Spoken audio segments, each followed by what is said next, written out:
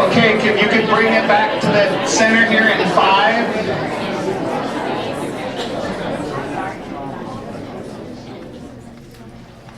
Here at the front of the room, I heard a lot of good conversations about what they noticed from this movie. So, does anybody want to share out with us what you guys talked about? What stood out to you in this 3-minute video that we just watched? Did anything stand out to anybody? They've been teaching for 21 years, and this is the same thing that they tell us every year, is if we've never made any progress. And a lot of these things that you're talking about have to do with education, but education in our country really needs to change and stop being a for-profit industry and become something that everybody is guaranteed to, no matter what their income level, where they live, their race, whatever. Until our society decides to value every single person and provide every single person with an education, it's not going to change. Does anybody else have anything that stands out to them? I've seen a lot of that stuff, but I had never seen the mortality piece of it. It all makes sense, but I'd never really seen that part of the statistics. The mortality rate, you'd never seen that as one of the statistics, and it makes sense, okay? I want to see the sources for where all these statistics came from, because they're throwing all these out there, and that's what I want to know is how relevant they are. And if they're true, then rather than show these to teachers, I think it's great showing them to teachers, but we should show these to even freshmen. And that would be great to show them, because they talk about dropping out and just say, hey, check this out. Yep. It would be nice to show it to freshmen and get it to the students as well. So I think like this is happening at a time where we're all kind of like deeply cynical. It's the end of the term. And so we're dealing with like the kids. Yeah, no, not the end of the world, not yet, right? But I mean, so I think it's easy to kind of slip into that like, are you kidding me? You want me to give this kid another chance when I've had all term with him? You know? But ultimately what I'm feeling is like, you don't know where kids are at and what's going on and how even just something simple, like just pulling a kid aside, I mean like, hey, what's going on? Why are your grades like this?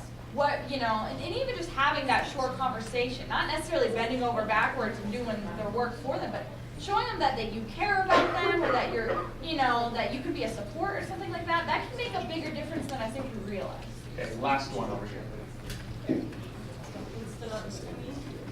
I grew up in the Boston metropolitan area. I was in inner city. And I got statistics thrown at me every single day. I was even told to get a head start in welfare.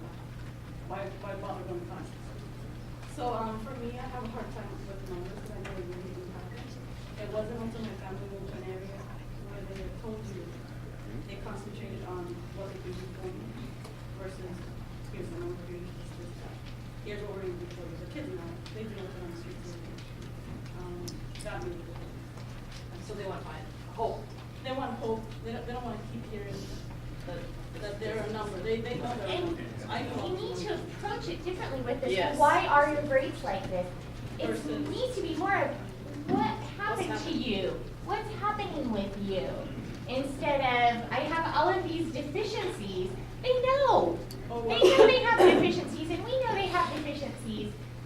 We need to approach it in a different manner. And, okay, we got to move on. Thanks for everybody's. I would like to share with you what stood out to me when I went to the RTI conference and I watched this video. I can show you all these statistics, and they are very important statistics, but do you know what stood out to me when I watched this video? It was the faces. In 13 years of teaching, every time a face came up on that board, it reminded me of a student.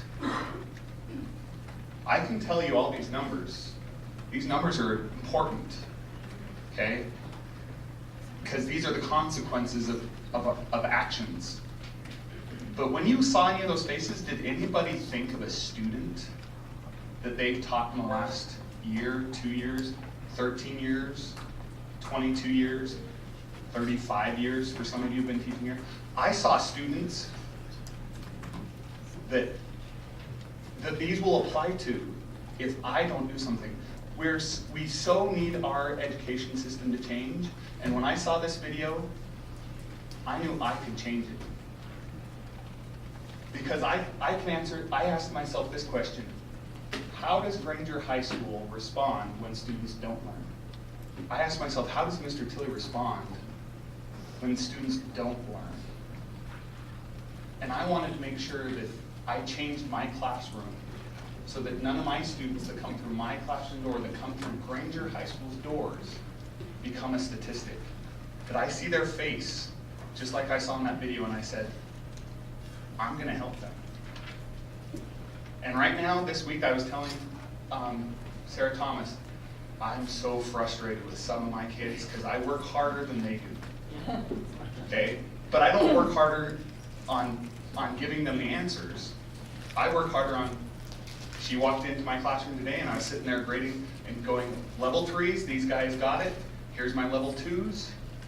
I need to reteach it to them. What is it that I need to reteach? And I was going through their work and saying, they're forgetting where to substitute. So I now know I need to reteach, but I need to focus on where do you substitute for math. That's a math term, okay? But think to yourself, how does Granger High School respond when students don't learn?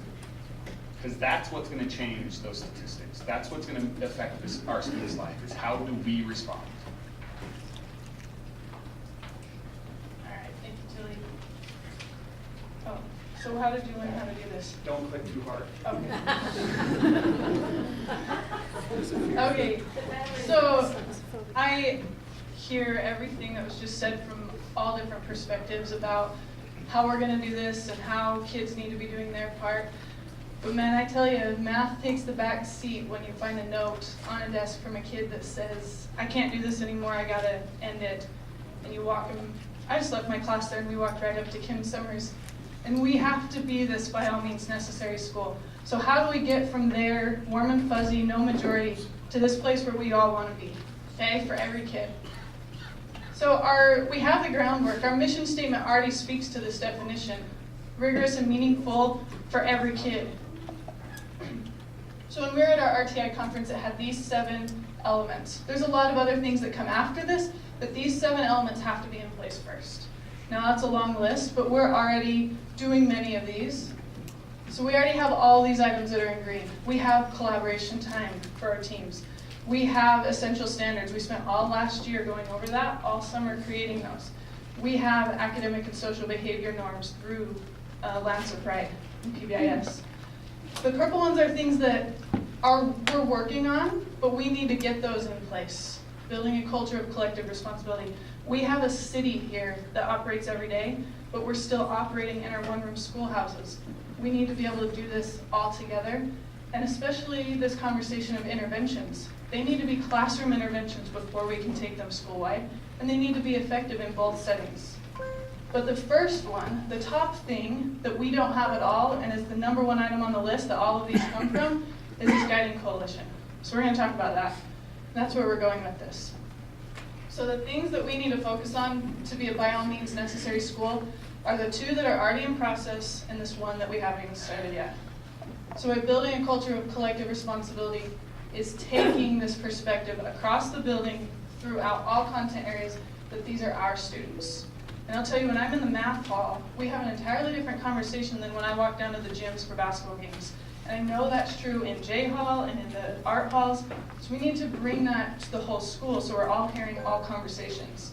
And that all students who will ultimately live independently can learn at grade level or higher, and we all have to approach all 3,000 kids with that, no matter where they come from. And it starts with utilizing all of our voices. So effective classroom interventions, we have talked about altering the school day, but really that's not going to do anything until we can do this in our own classrooms. And they have to have these 6 items. You have to have targeted interventions that are based on the specific skills that you're working on.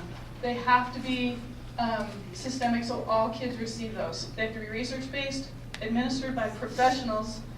They have to be within a reasonable amount of time, and they have to be required for all kids. If we're not doing this in every classroom, it doesn't matter if we change the school day. And the most important item on this list that we want to talk about is this guiding coalition. And this will be the heartbeat of the school. So Dr. Dunn talked about how we have all these different things that are going on in the school, but they work in isolation, and this is going to connect all of them. So we want people throughout the building to be a part of this. It's going to be the hub that connects all of the task forces, all the initiatives, all the teams, all the clubs, and they're going to address flexible objectives based on our input on what needs to be discussed and addressed, whether it's PBG or gang initiatives or whatever it needs to be. And this is a shared responsibility among all people in the school.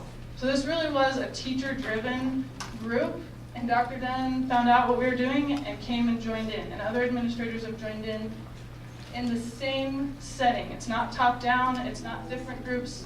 All of the faculty, staff, and administration are on the same level here, because we really are all in this together, and until we get to that point, we're not going to be able to do the rest of those things.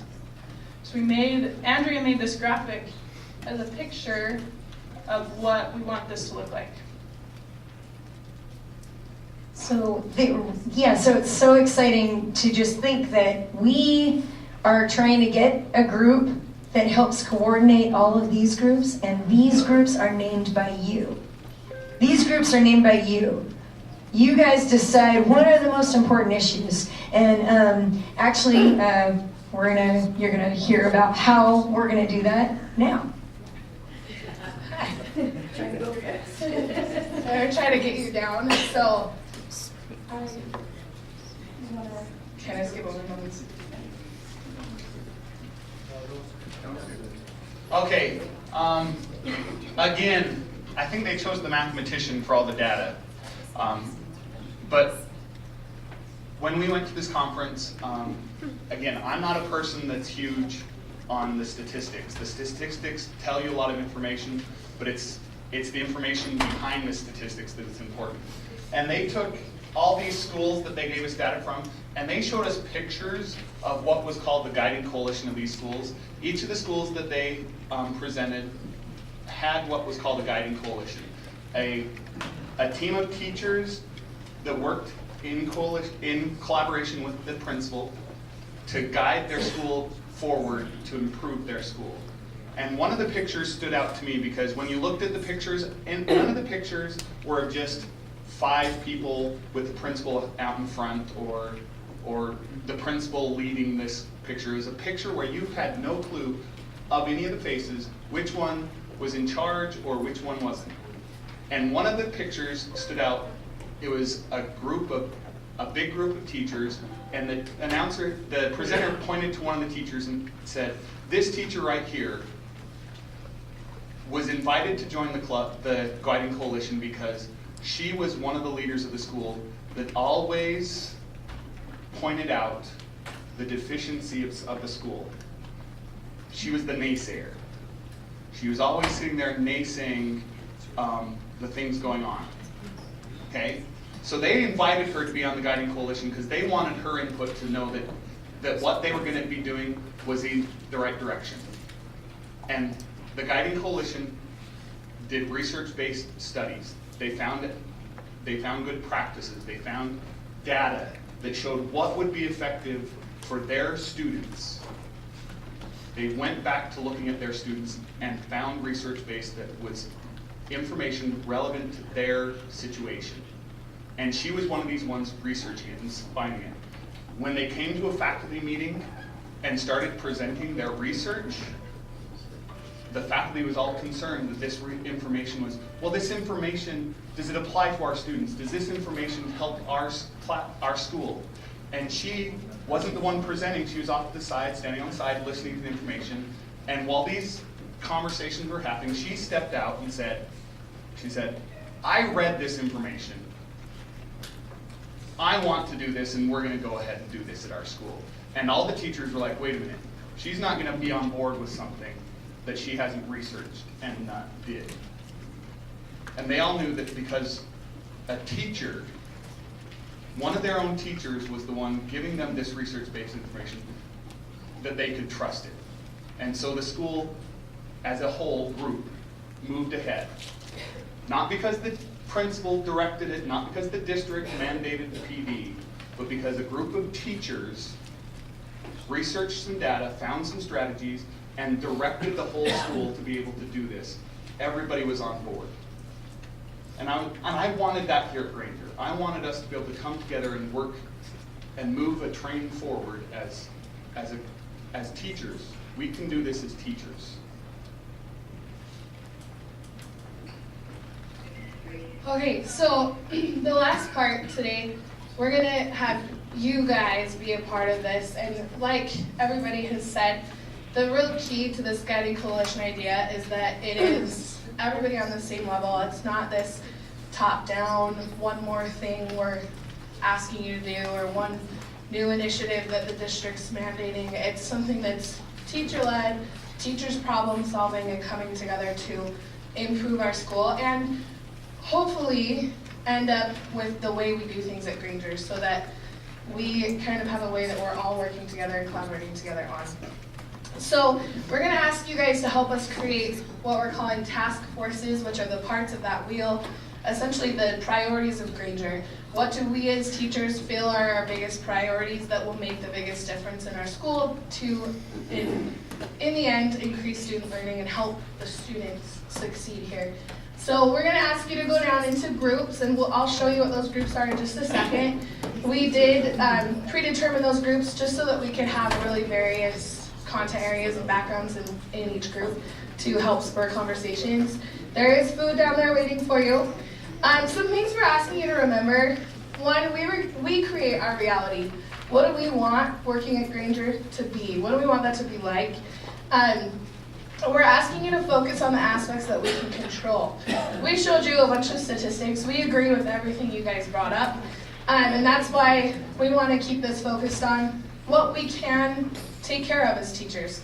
Not everything is under our control, but there is a lot that is under our control.